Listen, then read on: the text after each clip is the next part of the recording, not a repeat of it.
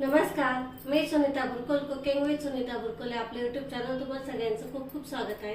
आज आपण आहे ना केळीचा केक बनवतोय। एकदम छान असे पिकलेली केळी असते ना त्याचा केक बनवतोय। तोही आपण इथे मैदा साखर वगैरे किंवा ओव्हन न वापरता करतोय, एकदम घरगुती साहित्यामध्ये। चला तर मग रेसिपीला सुरुवात करू।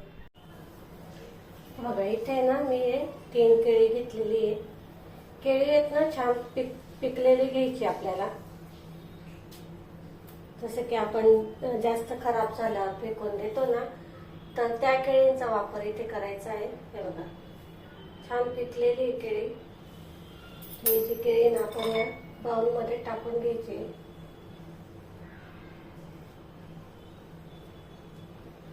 मी इथे 3 केळींचा वापर करते।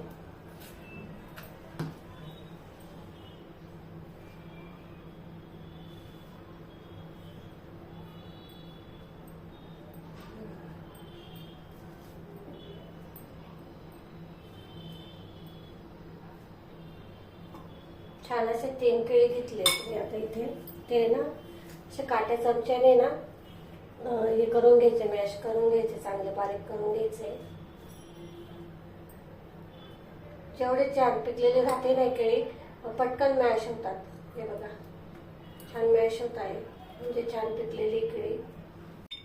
हे बघा अशी आहेत ना, छान मॅश करून घ्यायची आपल्याला, जेवढे करता येईल तेवढं, आणि छान पिकलेली घ्यायची।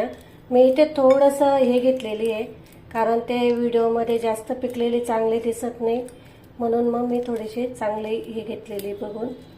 तुम्ही जेवढे पिकलेली घ्याल ना तेवढे तुमचा हा केक आहे ना मस्त तयार होतो, हा पण छान होतो। हे बघा असं आहे ना मॅश करून घ्यायचे। बघा किती छान पिकलेली केळी आहेत ना, अशी पिकलेली केळी घ्यायची आपल्याला, ते सगळं मॅश करून घ्यायचं आपल्याला। हे असं तुम्ही इथे याच्या हाताच्या साहाय्याने, चमच्याच्या साहाय्याने, कशाच्या साहाय्याने करू शकतात, असं नाही की काटे चमचाच पाहिजे। मॅशर असेल मॅशरने करू शकतात, जे आपण बटाटे मॅश करतो ते असेल त्याच्याने करू शकतात। मिक्सर असेल मिक्सरने करा, मिक्सरमध्ये करा, जसं करता येईल तसं करा। हे बघा इथे मी छान असं मॅश करून घेते।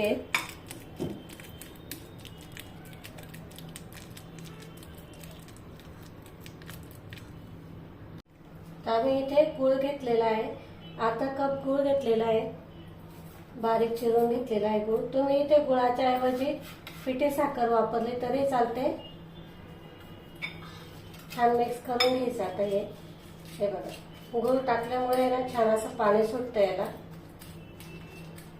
गूळ टाकताना आहे ना बारीक करूनच घ्या, म्हणजे पटकन विरघळतो केळीमध्ये।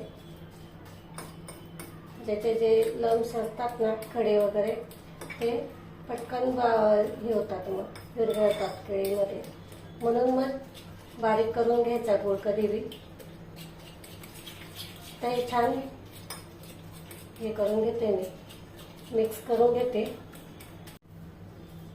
हे बघा या पद्धतीचं झालेलं आहे बघा, मस्त असं फेटून घ्यायचं। आता याच्यामध्ये आपल्याला तेल टाकायचं आहे, 2 ते 3 चमचे, आणि मेजरिंग कपने 1/3 कप तेल टाकलेलं आहे मी इथे। अर्धा कप दही चांगलं आंबट असावं, ते पण छान फेटून घ्यायचं। त्याचबरोबर आपण याच्यामध्ये व्हॅनिला एसेन्स टाकते मी 1 चमचा। हे बघा हा नाश्त्याचा चमचा असतो ना, हा घेतलेला आहे मी। हे पण छान मिक्स करून घे। हे बघा हे छान मिक्स झालेलं आहे। हे बघा आता हे ना आपण साईडला ठेवू। हे बघा आता मी इथे एक चाळणी घेतलेली आहे, त्यावरती आपल्याला 1 कप गव्हाचं पीठ घेते मी इथे। तुम्ही इथे मैदा घेतला तरी पण चालेल। बघा आता चाळणीवरती मी गव्हाचं पीठ टाकून घेतलेलं आहे, त्यामध्ये आपल्याला बेकिंग पावडर घ्यायचे, 1 चमचा घेतलेला आहे मी बेकिंग पावडर, अर्धा चमचा खायचा सोडा,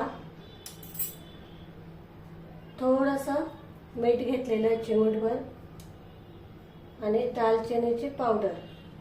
हे दालचिनीची पावडर ने ना खूप छान याचा टेस्ट येतो, त्यामुळे मी इथे दालचिनी वापरलेली आहे.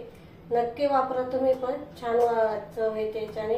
आणि या केळीच्या केकमध्ये दालचिनीची पावडर वापरली जाते. आता हे आपल्याला छान असं चाळून घ्यायचं आहे. हे बघा असं छान चाळून घ्यायचं आहे आपल्याला.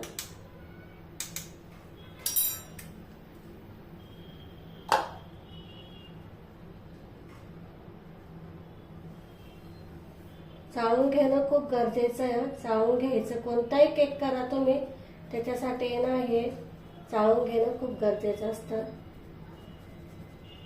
आता याच्यामध्ये जे वरती येत आहे ना ते आपल्याला याच्यात वापरायचं नाही आहे. बघा असं वरती येत आहे ना हे आपल्याला याच्यामध्ये वापरायचं नाही, काढून टाकायचं हे.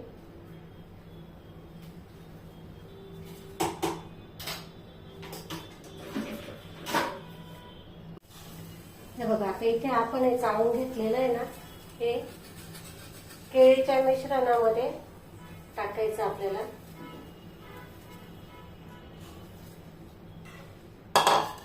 आणि छान मिक्स करून घ्यायचं आहे. लागलं तर आपल्याला इथे दुधाचा वापर करता येतो, पण आता गरज नाहीये. नंतर सगळं मिक्स झालं की मग वाटलं तर मग टाकायचं दूध.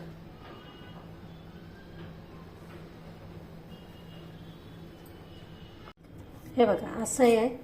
तर आपल्याला याच्यामध्ये थोडंसं दूध टाकायची गरज आहे. मी जास्त नाही, फक्त 1-2 चमचा टाकते. हे बघा 1-2च चमचे टाकले तुम्ही. तर हे ना मिक्स करून घेऊ चांगलं.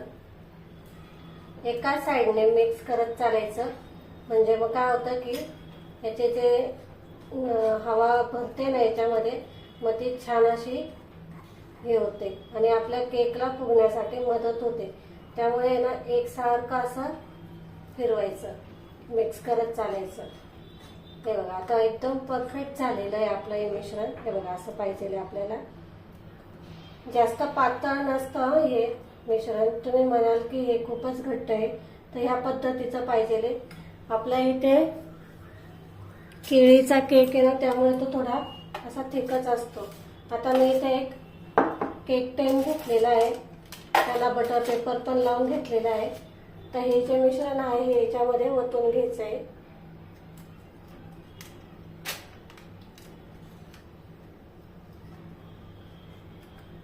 हे बघा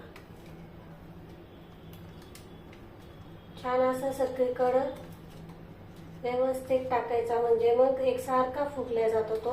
नाही तर मग काय होतं की एकीकडे फुगल्या जातो, एकीकडे बसतो, असं नको व्हायला. म्हणून मासा टाकून घ्यायचा.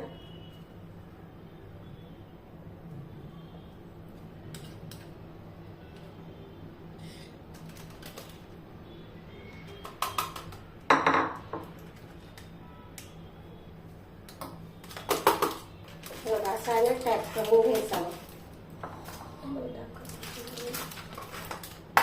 टॅप करायचा आहे बघा, असं टॅप करायचं. आणि मी वरती आहे ना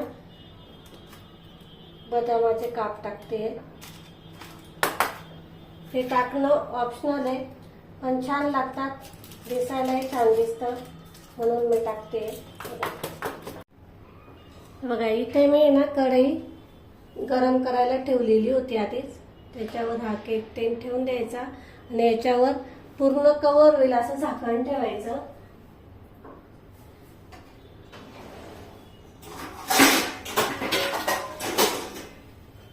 बघा असं झाकण ठेवायचंय, पूर्ण कव्हर होईल असं. हे बघा. आणि हा केक आपल्याला 40 ते 45 मिनिटांसाठी बेक करून घ्यायचा आहे. हे बघा बघा मस्त झालेला आहे बघा आपला केक. आता मी इथे एक चाकू पाहते बघा, मस्त क्लीन निघाला आहे. आता आपण ना थंड करायला ठेवू. हे बघा मस्त आता थंड झालेला आहे. आपण आहे ना काढून घेऊ. बटर पेपर टाकलेला आहे ना, त्यामुळे पटकन असा निघतो हा. जर बटर पेपर नसेल लावलेला ना, तर याच्यावर खाली आहे ना थोडंसं तेल लावायचं आणि त्याच्यावरती ना थोडंसं पीठ असं ना भुरभुरायचं, म्हणजे मग काय होतं की केक आहे ना खालती चिपकत नाही. बघा आता काढते मी.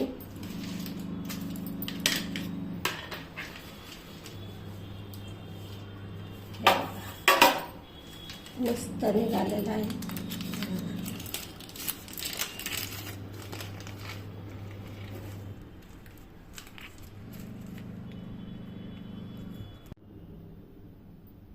हे बघ मस्त निघतं.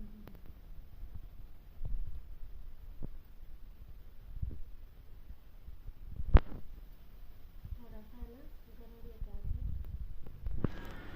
तुम्ही पूर्ण थंड झाल्यावर कापा. हे बघा मस्त निघतात ते बघा. हे बघा किती मस्त कलर बघा किती भारी आलेला आहे. हे बघा मस्त कलर आलेला आहे बघा. इथे मस्त असा आपला बनाना केक बनवून तयार झालेला आहे. इथे आपण मैदा, साखर, ओव्हन वगैरे न वापरता एकदम घरातल्या साहित्यात बनवून तयार होतो. इथे काही टिप्स सांगितल्या आहेत मी, त्या म्हणजे अशा की हा जो केक आहे ना बनवायला एकदम साधा सोपा आहे. फक्त याला आहे ना बेक व्हायला थोडा टाइम लागतो आणि कट करताना थोडा थंड होऊ द्यायचा चांगला, मग कट करायचा. मी इथे थोडी घाई केली कट करायला, पण पूर्ण थंड होऊ द्यायचा मग कट करायचा. कारण हा आपण गव्हाच्या पिठापासून बनवला आहे त्यामुळे त्याला चिकटपणा जास्त असतो. म्हणून मग आपण इथे थोडा थंड होऊ द्यायचा पूर्ण, मग कापायला सुरुवात करायची. बघा इथे आपला केक बनवून तयार झालेला आहे. तुम्हाला जर व्हिडिओ आवडला असेल तर लाईक, शेअर आणि सबस्क्राईब करायला अजिबात विसरू नका. अशाच नवीन रेसिपींसोबत आपण पुन्हा भेटू. तोपर्यंत नमस्कार.